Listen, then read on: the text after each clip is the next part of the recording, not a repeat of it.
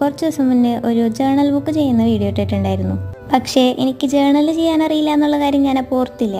പക്ഷേ ഇപ്പോൾ അതിനെപ്പറ്റി ഒരു ഐഡിയ ഒക്കെ വന്നിട്ടുണ്ട്.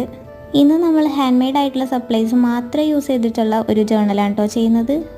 അപ്പോൾ ജേണൽ സപ്ലൈസ് ഇല്ലാത്തത് കൊണ്ട് ഇനി ആരും ജേണൽ ചെയ്യാതിരിക്കേണ്ട.